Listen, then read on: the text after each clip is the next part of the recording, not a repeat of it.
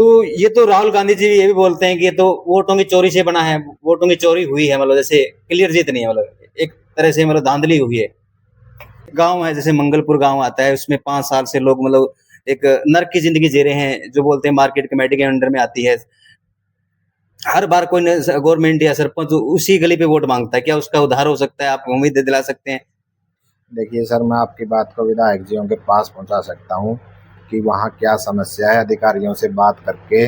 और मतलब वो सरपंच का जो जुरिडिक्शन में है या कोई कोई डिपार्टमेंट के जुरिडिक्शन में है, ये पता करके आपको इस मामले में तुरंत रिस्पॉन्स दिया जाएगा। और जो वो काम है, अटका हुआ काम आप बता जी। रहे हो, उसको करवाने की कोशिश की जाएगी। दिग्विजय चौटाला जी ने भी कहा है कि ये तो निर्दलीय की वजह से जीते हैं।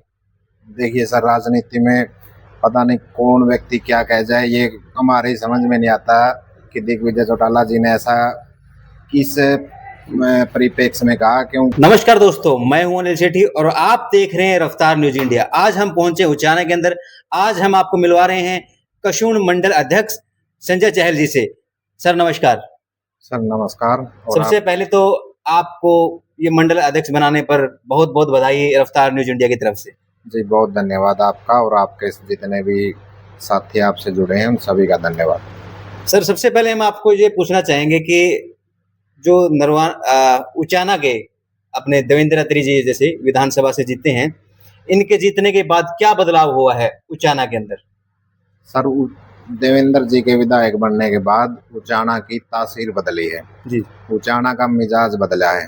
जो उचाना राजशाही के हाथों में था, जी जी उसके ऊपर अब लोकशाही की जीत हुई है।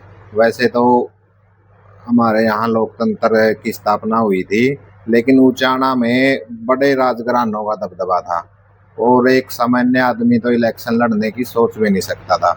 यानी कि राजाओं के लड़के ही राजा बनते थे। जी, राजशाही हावी थी और लोकशाही का दमन हुआ था। मतलब इस कंडीशन को तोड़ दिया उन्होंने।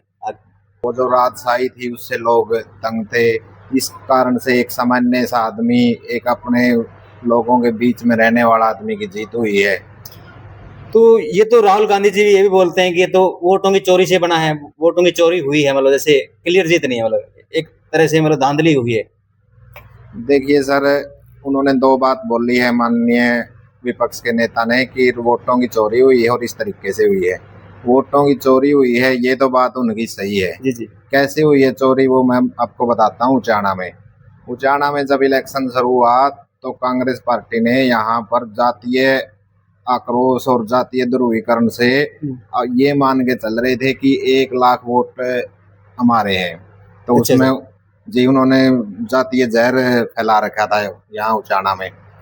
तो जब से देवेंद्र जी को टिकट मिली, भारतीय जनता पार्टी का हर आदमी को धन्यवाद करना चाहिए कि एक आम आदमी और सर्वे के आधार पर टिकट दी गई।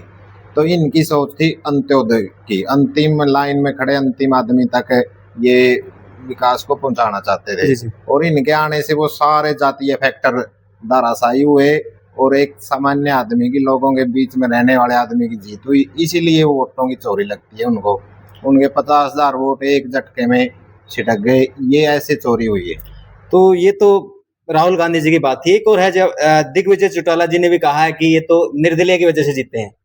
देखिए सर, राजनीति में पता नहीं कौन व्यक्ति क्या कह जाए, ये हमारे ही समझ में नहीं आता कि दिग्विजय चौटाला जी ने ऐसा किस परिप्रेक्ष्य में कहा। क्योंकि अगर निर्दलीय ये कहें कि हम हार गए दुष्यंत की वजह से, ये तो बात जचती है। क्योंकि उनके तो वोट, जिसको ये टारगेट कर रहे हैं वीरेंद्र गोगड़िया, उनके तो वोट लगभग 32,000, और माननीय पूर्व उप मुख्यमंत्री के वोट 7,500।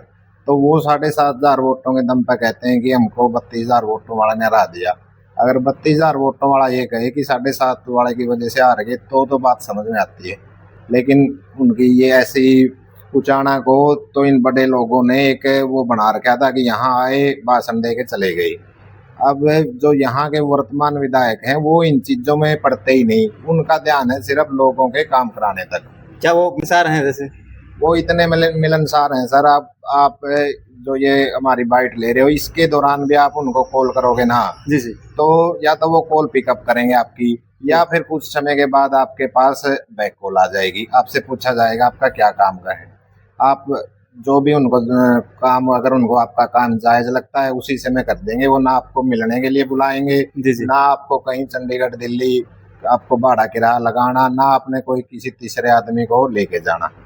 तो अब आप उचाना में क्या काम करना चाहेगी आपकी पार्टी? आपके मतलब पार्टी के साथ मिलकर आप काम करेंगे सभी साथी जो मंडल अध्यक्ष हैं आप, आपके पास भी आती लोगों के मैसेज आते हैं, मिलने भी आते हैं कि ये काम करा दो। ऐसा क्या काम उचाना में किया जाए जिससे कि उचाना का उद्धार हो जाए? मतलब यहाँ के अंदर तो ऐसा बुरा हाल था सर कि यहाँ का बस स्टैंड पर भी ताला लगा हुआ था।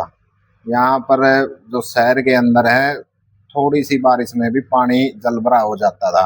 ये दोनों कामों से अभी निजात मिली है। बस स्टैंड चालू हुआ है, पानी की निकासी की व्यवस्था हुई है। गवर्नमेंट कॉलेज उचाना में नहीं था जी उसके लिए वो काम विधायक जी की पाइपलाइन में है। यहाँ पर एक खेल स्टेडियम की जरूरत है उचाना में, उसके लिए उन्होंने विधानसभा में जब पहली बार गए उसके लिए उन्होंने मुद्दा उठाया और जी। खेल मंत्री ने कहा कि आज से पहले तो उचाना का कोई प्रस्ताव ही नहीं आया। वैसे तो हॉट सीट है उचाना, लेकिन काम के लिए नहीं कहीं प्रस्ताव नहीं डाला। ये हॉट सीट है नहीं किसी ने भी, ये तो आपके विधानसभा के रिकॉर्ड में दर्ज है कि विधायक जी ने कहा कि मेरे क्षेत्र में खेल स्टेडियम की जरूरत है। और उसके बाद जब जवाब आया खेल मंत्री का तो उन्होंने कहा कि ऐसा पहले कोई प्रस्ताव ही नहीं आया। तो इन्होंने कहा मैं आज ही प्रस्ताव भिजवाता हूँ। उचाना के अंदर जैसे मेन जो हाईवे है अपना, जैसे जींद वाला, ये जींद की तरफ जाता है, पटियाला की तरफ जाता है, इस पे भी अभी पानी रहता है। अभी आपने कहा पानी की निकासी ठीक तरह से होगी, बारिश होते पानी आ जाता है। इसका जो सर्विस रोड पे उसका कुछ समाधान किया? जैसे जो उचाना शहर के अंदर जलभराव की समस्या थी उससे लगभग निजात मिल चुका है।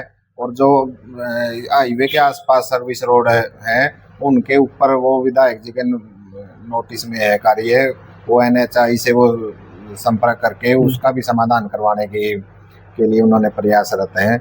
वो कुछ तो लोगों ने जैसे जो सर्विस रोड के बने हुए थे नाले, उनकी व्यवस्था खराब बनी हुई थी पहले से ही। अब उसकी मुरम्मत हो वहाँ या कोई चूस बोर लगे, उस हिसाब से वो करिए इनके पाइपलाइन में। उचाना जिस मतलब लोकसभा में आता है, तो लोकसभा के सांसद कह रहे हैं कि ये जो MLA है ये एक्सीडेंटल MLA है। सर मैंने आपको पहले भी बताया कि उचाना को ऐसा बना दिया गया कि यहाँ बड़े बड़े बयान देना, लोगों से ना मिलना, काम ना करना, ऐसे नेताओं की भरमार थी।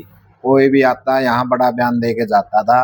अब जो मौजूदा विधायक हैं वो सिर्फ काम पर ध्यान रखते हैं। रही बात माननीय सांसद की, तो जो उनके भी उम्मीदवार थे कांग्रेस के, वो उनके बारे में क्या कहते हैं वही काफी है, अगर वो उनकी ही बात सुन ले। एक अभी कुछ दिन पहले, एक हफ्ते पहले बयान दिया था अपने देवेंद्र अत्री जी ने, बताया था कि हम IMT बनाने जा रहे हैं, बहुत बड़ी इंडस्ट्रीज लगेगी जिसमें हजारों लोगों को रोजगार मिलेगा, जो बेरोजगार उनको रोजगार मिलेगा उचाना वालों को, जिसके लिए 5 से 6 गांव तो उचाना के लगते हैं, जिनकी 3,500 के करीब जमीन उनको रिक्वायर की गई है इसके लिए। तो किसानों में तो काफी रोष है इसके लिए, वो अपनी जमीन देना नहीं चाहते, कहते हैं कब्जा करें एक तरह से। सर पिछली सरकारों का जो अधिग्रहण की पॉलिसी थी वो उसका बैठाया डर है लोगों के बीच में। पहले क्या होता था, SCZ के नाम से किसानों से जमीन ले ली गई थी, स्पेशल इकोनॉमिक जोन बनाए जाएंगे, रोहतक में ऐसे SCZ बनाए गए थे, वो सारे उसके बाद प्राइवेट कंपनियों को दिए गए।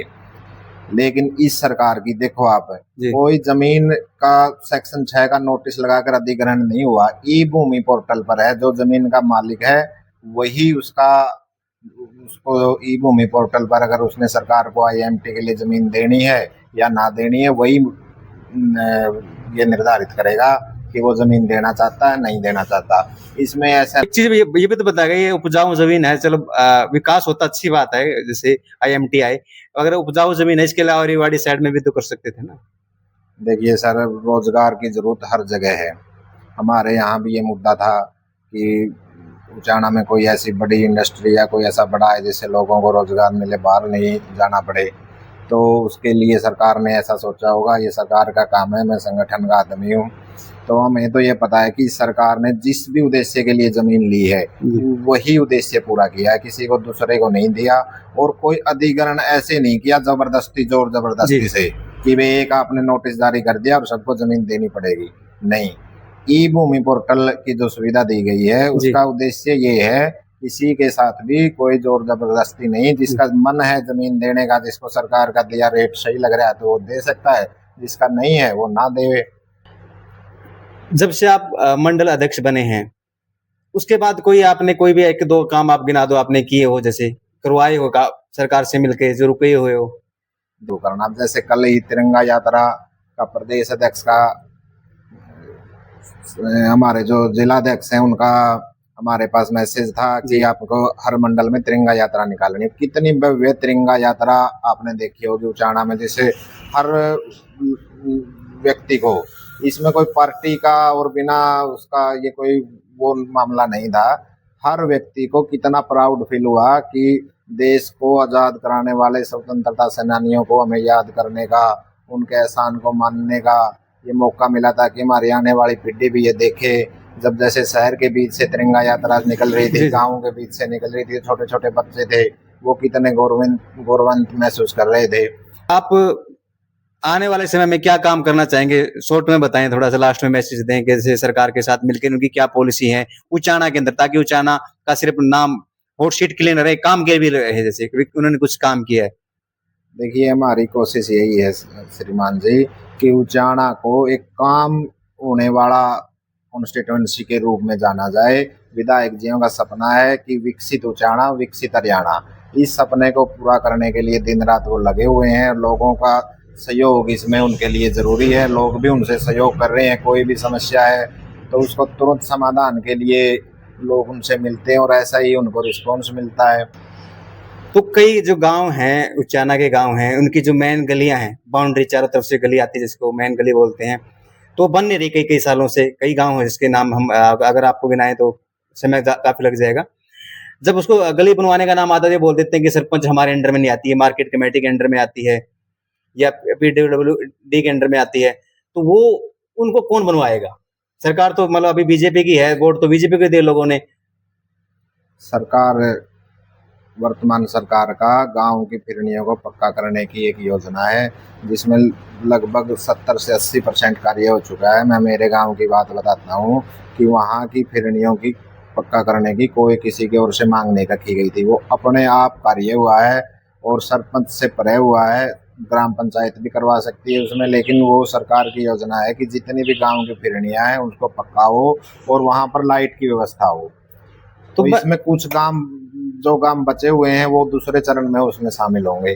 तो प्रत्येक गांव में की फिरनी को पक्का किया जाएगा और उसके ऊपर लाइट की व्यवस्था की जाएगी। जी जी, एक गांव है जैसे मंगलपुर गांव आता है, उसमें 5 साल से लोग मतलब एक नर्क की जिंदगी जी रहे हैं, जो बोलते हैं मार्केट कमेटी के अंडर में आती है। हर बार कोई गवर्नमेंट या सरपंच उसी गली पे वोट मांगता है, क्या उसका उद्धार हो सकता है? आप उम्मीद दिला सकते हैं? देखिए सर, मैं आपकी बात को विधायक जियों के पास पहुंचा सकता हूं कि वहाँ क्या समस्या है, अधिकारियों से बात करके, और मतलब वो सरपंच का जो जुरिडिक्शन में है या कोई डिपार्टमेंट के जुरिडिक्शन में है, ये पता करके आपको इस मामले में तुरंत रिस्पॉन्स दिया जाएगा और जो काम है, अटका हुआ काम आप बता रहे हो, उसको करवाने की कोशिश की जाएगी। Thank you sir. ये थे हमारे बीच में संजय चहल, बड़ौदा से मंडल अध्यक्ष को सुन के इतना समय दिया आपने। आपका रफ्तार न्यूज इंडिया में धन्यवाद है। Thank you sir. सर बहुत बहुत धन्यवाद आपका। Thank you.